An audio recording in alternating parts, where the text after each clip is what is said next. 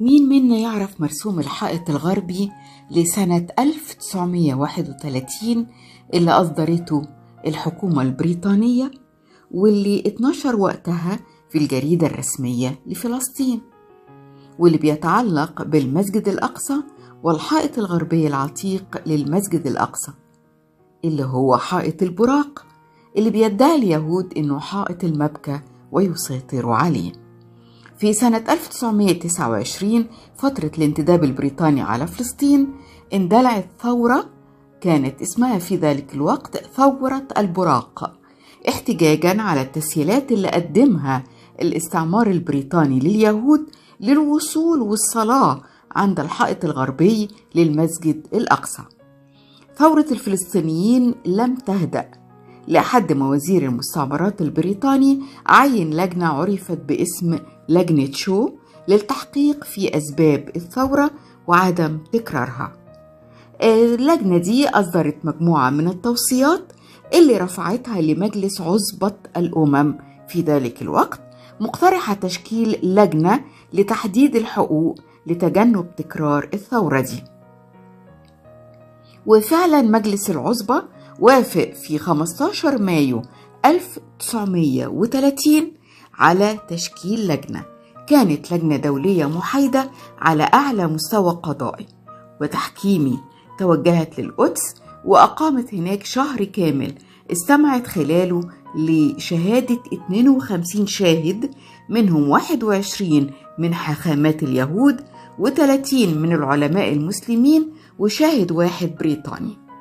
ومن خلال اللجنة قدم اليهود 35 وثيقة وقدم المسلمين 26 وثيقة.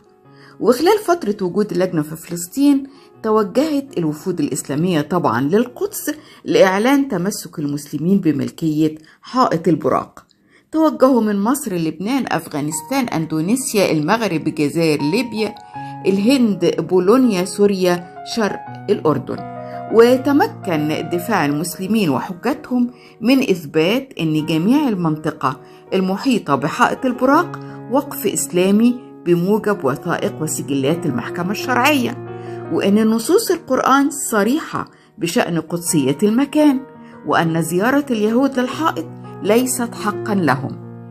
وبعد أكثر من 5 شهور انتهت اللجنة الدولية بالإجماع إلى قرار ينص على للمسلمين وحدهم تعود ملكية الحائط الغربي ولهم وحدهم الحق العيني فيه لكونه يؤلف جزءا لا يتجزأ من مساحة الحرم الشريف التي هي من أملاك الوقف، وللمسلمين أيضا تعود ملكية الرصيف الكائن أمام الحائط وأمام المحلة المرفوعة بحارة المغاربة المقامة للحائط لكونه موقوفا حسب أحكام الشرع الإسلامي لجهات البر والخير، كما نصت على أن أدوات العبادة وغيرها من الأدوات التي يجلبها اليهود ويضعوها بالقرب من الحائط لا يجوز في حال من الأحوال أن تعتبر أو أن يكون من شأنها إنشاء أي حق عيني لليهود في الحائط أو في الرصيف المجاور له.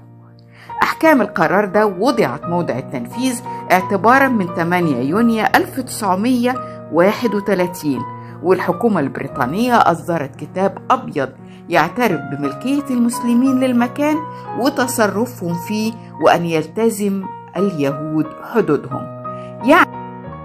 يعني من سنة 1931 في قرار محكمة دولية بحق المسلمين في القدس والمسجد الأقصى، وإن مفيش ما يسمى بحائط المبكى والهيكل المزعوم لسيدنا سليمان عليه السلام.